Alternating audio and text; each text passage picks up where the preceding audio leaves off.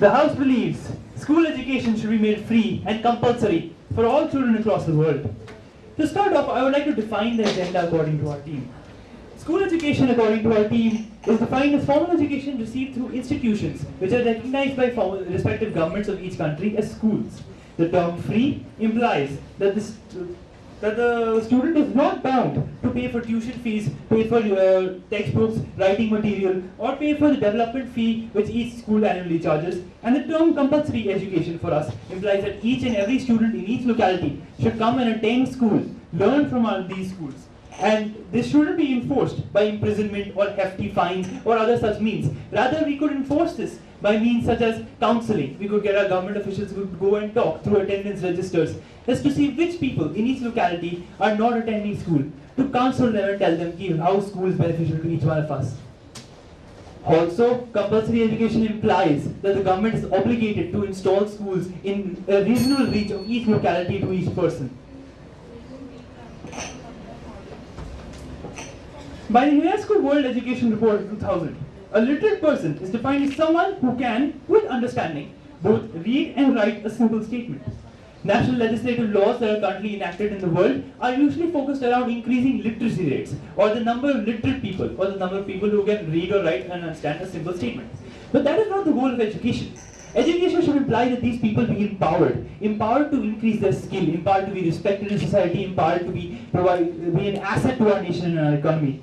Rather, I suggest that legislations should be based on provision of basic education, as defined by the United Nations Economic and Social Council framework on operational definitions of education, as a broad base of knowledge, including reading and writing skills, mathematical analysis, and knowledge of the national community through subjects such as history, political science, and geography, which allows these people to have a knowledge base which allows them to be part of the national community, which we believe that each and every student, each and every citizen in the country should have. They should have basic knowledge of the heroes of the country. Point of information accepted. So you said that the goal of education is empowerment, and the goal of education is to develop as a human being, as an individual. So how do you define what a developed human being is? Say, for example, you say that a student should follow this set of curriculum. How do you define the curriculum, and how do you, essentially, for every individual, that need differs, right? I'll come on to that, just give me a moment. Alright. I'll answer that question through my speech. This basic education pool, which I stated, mathematical analysis, reading, writing skills, should be come under the age of primary education, which is 6 to 14 years of age.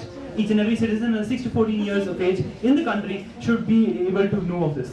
The second speaker on my team, which will elaborate on education that should be imparted to our children, its benefits, to provide a base for creative development, and how exposure to these various subjects help decide them in their vocation, and help decide which vocational training they should take. And international legislation is not the means to figure out compulsory education through all people. And we should rather take a national legislation in each and every state, because the international community doesn't necessarily put their laws, and each state does not necessarily take up or ratify each international convention. We should encourage each state to imply that they have to try and put in legislation to ensure that free and compulsory education is provided to all people. To show the political will, because it's to show a political will to the international community, show that each nation is working towards and striving towards helping its citizens develop. For the benefits of education, and as by the point of information, how do we define a developed human being?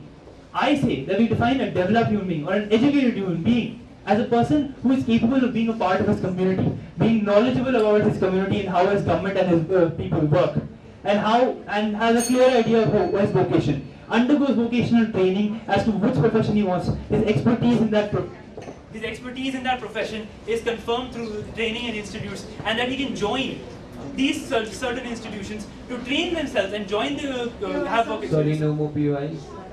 And have work experience in industries by certain vocational schools, which offer these children means of how to join the profession immediately, and how to from the ages of after the age of 14 to 17, and offer them immediate work experience so that they can immediately start contributing to society. Having them informed about their vocation and how they work also contributes to the GDP, because these people become more productive. We can also say that child labor can be limited by compulsory education. rather than getting children to work in debilitating, horrible, abysmal conditions such as firework factories, ring making, bangle making factories. They go to a school and learn about their nation, learn about society, learn about the sciences, what they are interested in. They can define as to what they want to do and control their lives. Also, it is a general right of each society to take care of their citizens, to empower them and educate them, that they have the right to be respected in society.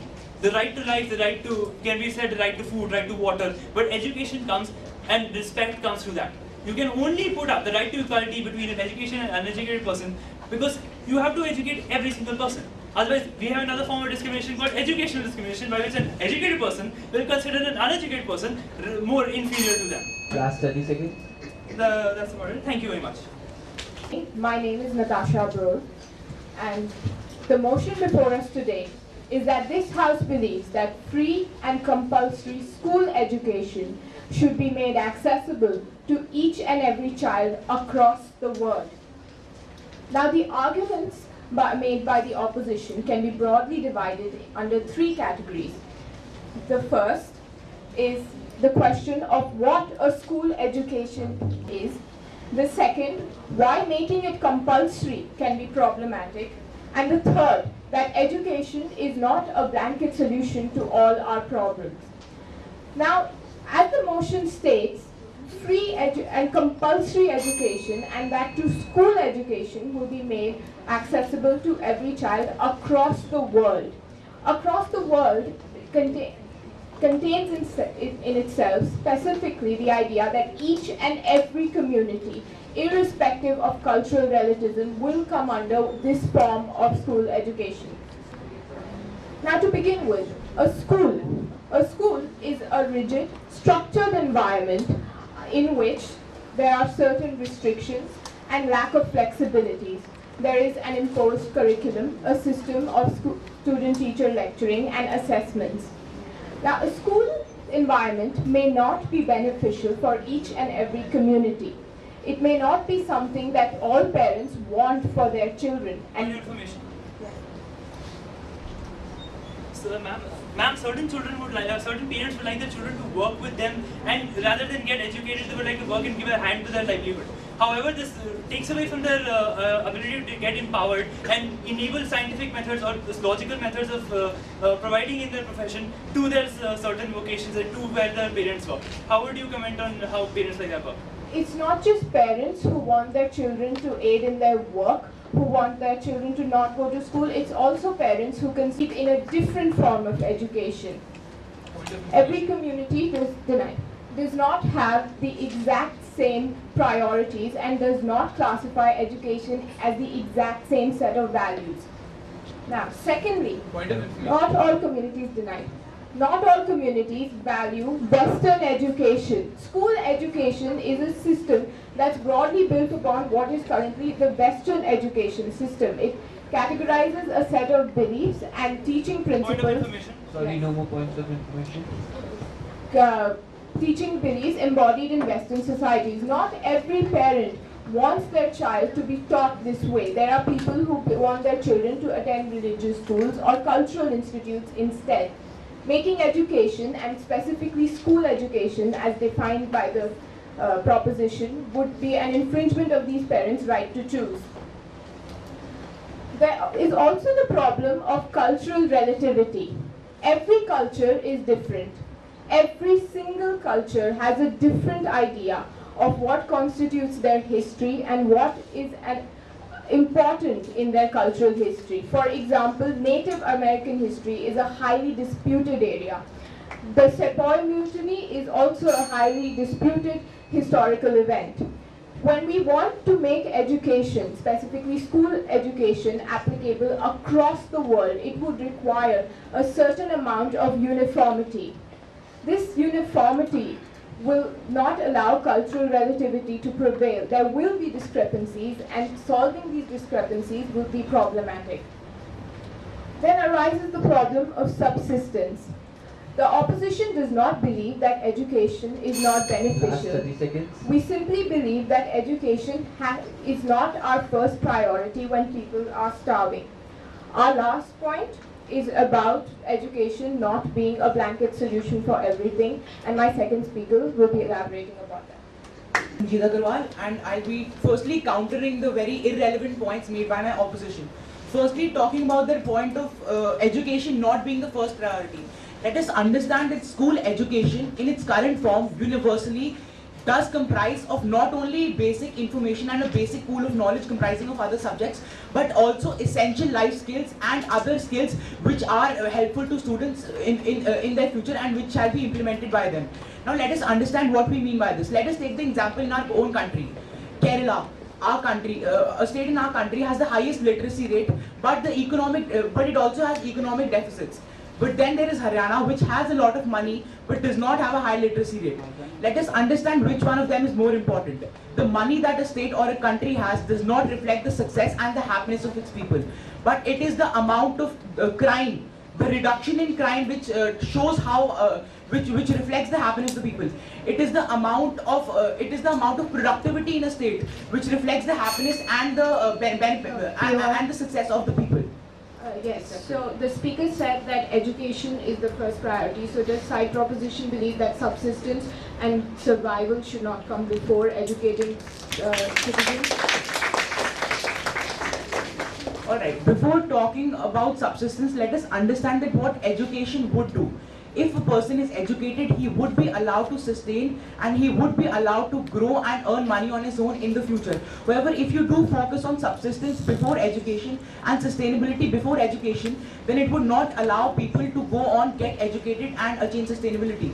This is like a chain. If I focus on education right now and if I educate my children in the future, then they would be able to sustain themselves, and if this does continue, then everybody would be able to sustain themselves. And this is why we need to focus on education before sustainability. My second point regarding the essential life skills that education is providing to the students.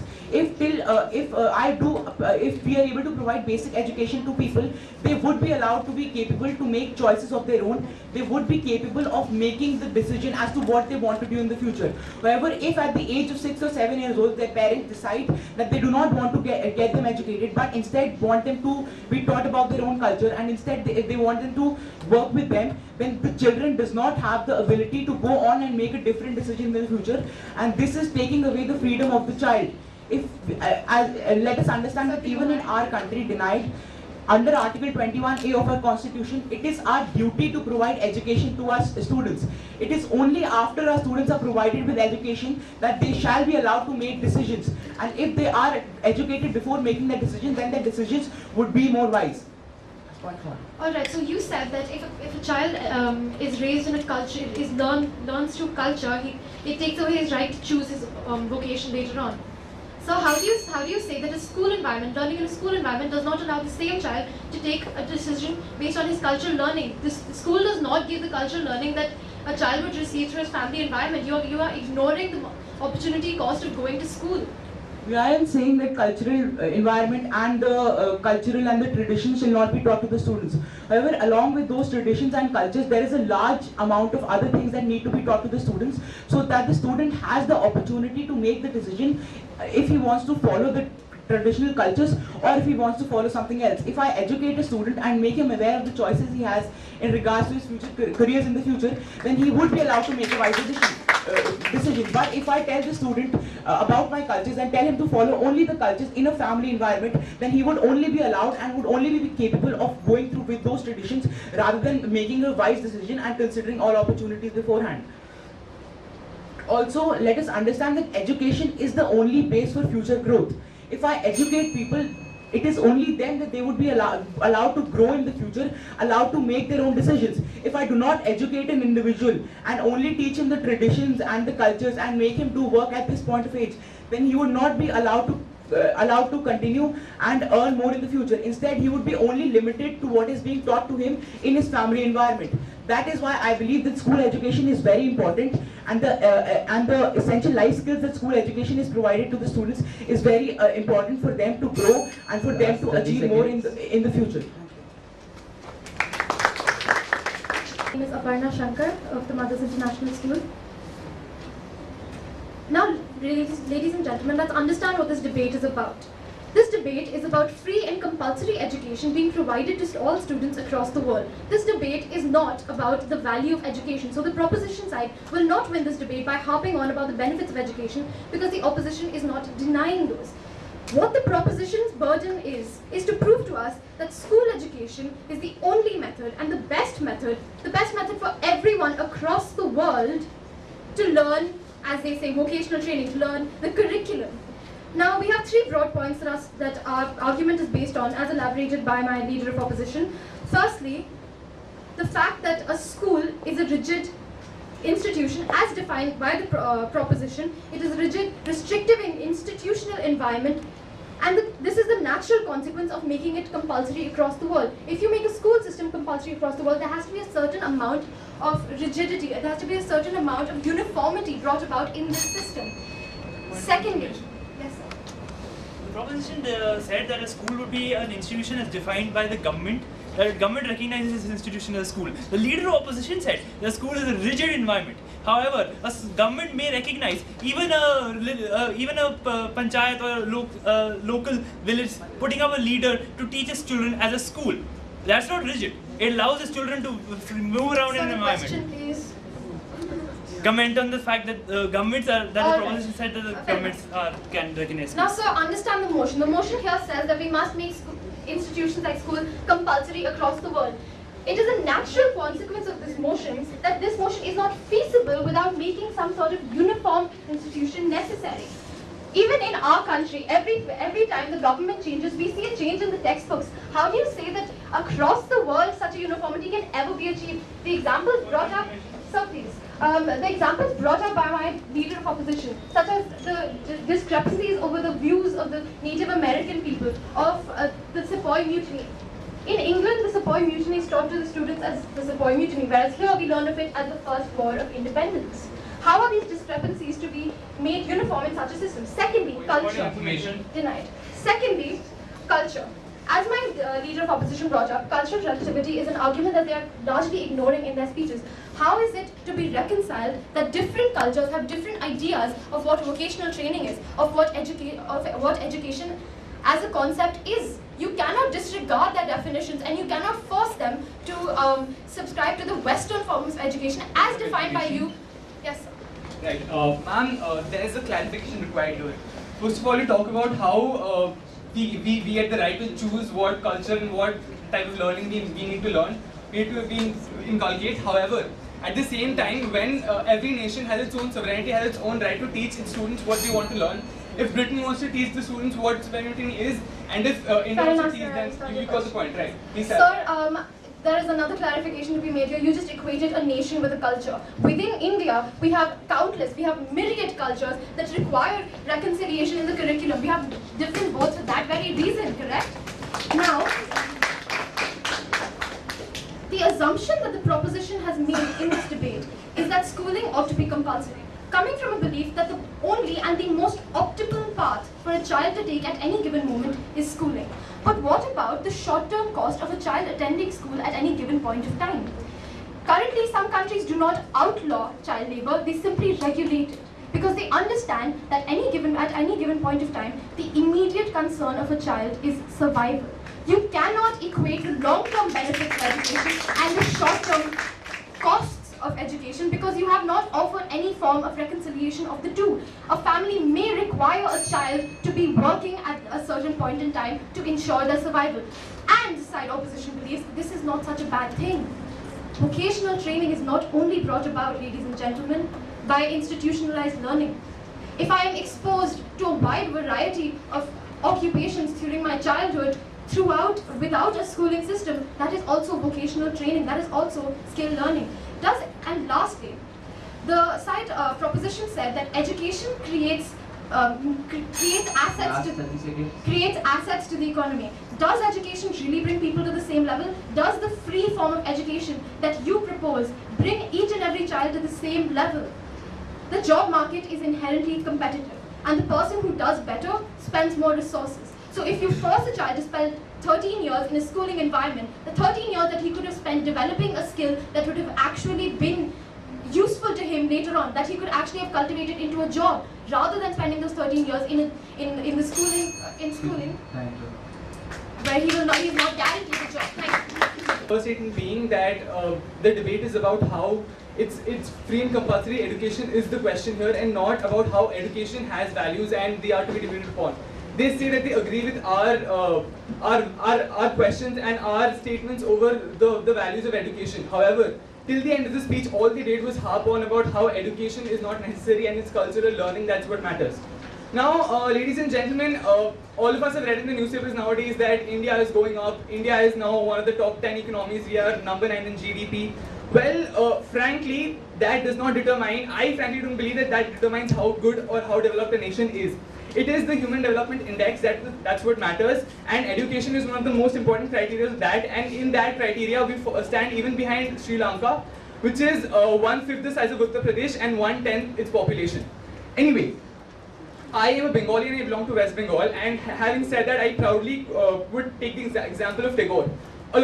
Many of the oppositions have said that there have been people who without getting educated have been successful, and hence education is not necessary. Tagore was also not formally schooled, yet the first thing he did after he attained his fame was open the Vishabharati University, and moreover, his firm belief was always the fact that education is one of the most powerful tools, and it is what is required to change the world. Moreover, Vishabharati University, if you know about it, is not restrictive or rigid in nature. Schools have the right to decide how their curriculum is. It is only under affiliation of the central board or the central government that they recognize. The central government does not interfere in how the school runs. Moreover, the question of how self-dependency and subsistence is what is required. All right, let's take a hypothetical situation. Let's say that instead of allocating funds to education, let's provide the people with food, shelter, etc., etc. After a point of time, when will the government run out of funds? By investing in education, it's a long-term investment. By investing in education, we are picking up the people and making them stand on their own feet. Self-dependency is what matters at the end. Moreover, the question of the large majority of the population is in the occupation of agriculture. In agriculture, ladies and gentlemen, if you're aware, the price that we buy goods at, say I buy a vegetable at 100 rupees, they're bought from the farmer at 10. The rest goes in the middle to the middleman. If a farmer is educated just with basic education, then probably he will earn what he deserves to, and that is what will bring up the economy, and not just by making him aware of his cultural rights. Moreover, I would frankly go ahead and disagree with one thing that all proposition speakers have said so far, that education is the basic human right. It's the fundamental principle of human rights. I disagree. Freedom is the basic human rights. However, by educating yourself, by being educated, you can recognize your freedom, you will know how free you are, and you can do what you want to do in life. Now, going towards the conclusion, the very fact that the first speaker talked about how it's the parents' choice that matters. Sorry, no more POIs. How is the parents' choice that matters? Well, understand that each and every student in this nation is a future human resource for the country, and it's the country's duty, it's the country's responsibility to decide what to do with them and how to educate them and how to convert them into future assets for the economy. And parents' choice is simply a mere second player in that particular equation. Education, I agree, is not the blanket solution to everything. My question would be, what is? And secondly, even if it's not the blanket solution to everything, it might be the first solution. It might be the first step towards moving towards the solving of any problem that our nation has. A simple example of that would be, say for example, I am building a rocket tomorrow. I would need to know quantum mechanics. Before that, I need to be educated basically, and by learning what physics is in a very elementary nature, will I go and take the second step. So education is the first step, and unless it exists, there is no point of raising it. My last point would be that many speakers have said that India has the largest population, has one of the largest populations, and having said that, the amount of potential and human resource that our country has is sleeping and waiting to be tapped. And education is the key that will tap into it, and that is what will bring our country to the greatest heights and will cross all expectations that are expected of us. Thank you. My name is Arjun Shukla, and I'm from the Mothers International School and proudly opposing the motion. So essentially, what the burden of the proposition was to prove to the House that school education is the only method, that school education is the best method, and it's the best method for everyone across the world. Alright, so I'll start with my rebuttals and then come to my constructives. The previous speaker came up and said that you need quantum physics for building rockets. Sir, what we are coming here and saying is that a farmer's child who does not have 2 square meals a day is not building a rocket ship. He is looking to survive in this already competitive world. The proposition has come up and said that school education is the only base for development, it will solve all problems known to man. But these are all statements without any backing. They've come up and said A, B and C without any reason, without any logic behind it. So essentially, the opposition team's argument is based on 3 main constructives, which is that school education is rigid and restrictive, that compulsion, I'll take that later, that compulsion is not the way, and that school education is not a blanket solution to all problems. So the motion says school education should be made free and compulsory across the world. Right. So you talk about how probably school education is not the only solution and how cultural rights are to be taken into consideration. However, firstly, how will an administrative country or a government monitor the cultural education being being given out to the students?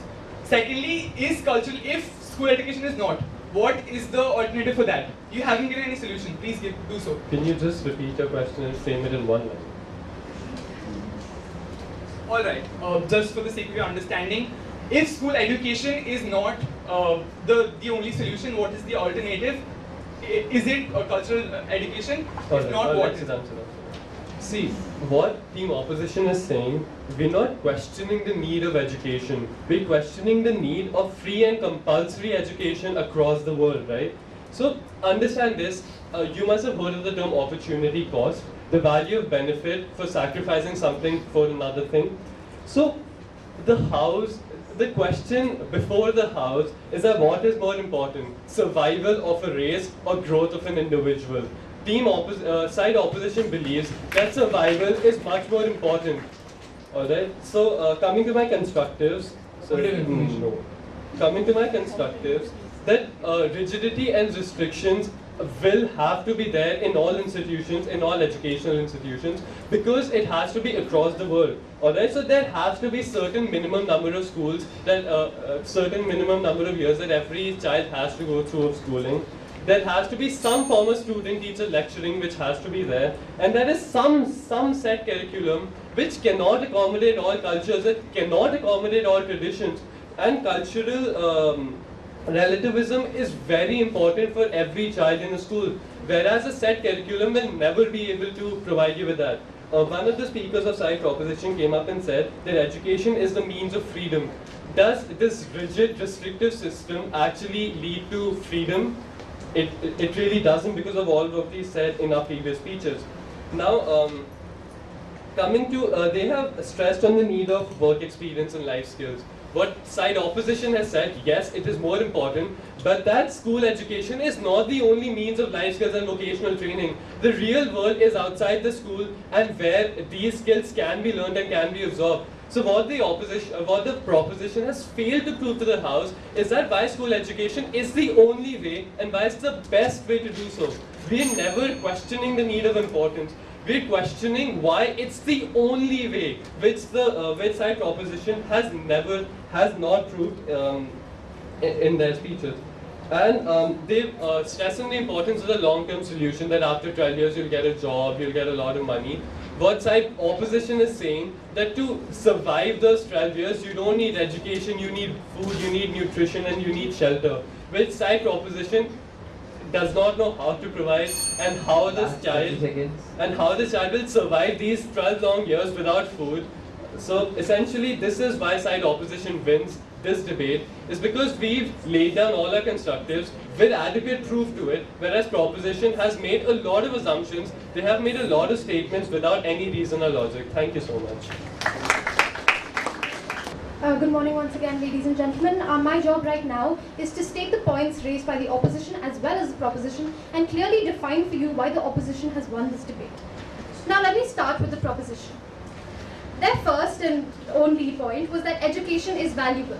They then went on to debate against every other opposition team that has come up without really paying any regard to the points raised by the opposition in front of them. When we say that the benefits of education are true and we accept their point, we are not conceding to their argument. We are simply saying that in this debate, they are irrelevant. And they have not moved beyond this point to counter any of the other points raised by us.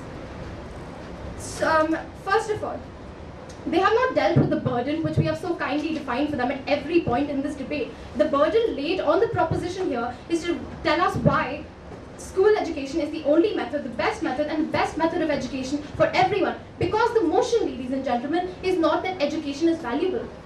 It is that free and compulsory education is a necessity, and value does not equate necessity. Now, coming to the constructives stated by the opposition, firstly, what is school education? School education, in the form that is in this motion, because it is compulsory for all students across the world, it is a natural consequence that it is rigid because it must be defined. Now, this rigidity is not a good thing. If it is rigid and it is compulsory, we ignore each and every culture, we ignore each and every other vocation, each and every other method of learning. And side proposition has not told us why why school education is the only method or even the best method for imbibing these values, for imbibing vocational training. Secondly, the curriculum. In a set education system, in a situation where you are making compulsory school education, you need to reconcile certain basic differences.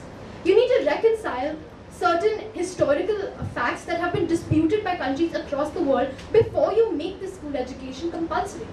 Now, thirdly, the assumption that the best use of our resources at this given point in time is school education is completely false, because they have come up here and they have stated that school education leads to long-term benefits. Accepted. We are not debating on the value of education, ladies and gentlemen. But what they have not even attempted to answer here is the short-term cost of education. What about the child who has to work to help sustain his family? What about the child who is the sole breadwinner of his family? These are not isolated incidents, ladies and gentlemen. These are all across the world, prevalent every day. And what side proposition is trying to say is that neither of these three arguments have even been taken up by the proposition, and nor have they elaborated their own arguments, nor have they given us any solid proof. So our question here today is, what has side proposition done in this debate other than tell us education is valuable? Now, firstly, I find it extremely presumptuous from the opposition to assume that they have already won the debate. Secondly, coming to the fact of the blanket solution, I agree that education is in fact not a blanket solution, but it is definitely a base for other solutions to be built on. What the proposition has argued all along is that the purpose of the basic and primary education is to provide a direction to the child and to have more options open for him in order to build up in the future and have a better life. Secondly, coming to why the son of the farmer has to work, it is because the farmer himself did not study and choose a better occupation. Thirdly, speaking of development of the country, we have to realize that for the purpose of economic development, there needs to be an educated population, and the human resource needs to be sent in the correct direction, that is the tertiary and the secondary sectors. We have essentially been arguing in reply to the question made by the opposition that culture is extremely independent of education as a whole, and we need to treat it separately. Secondly,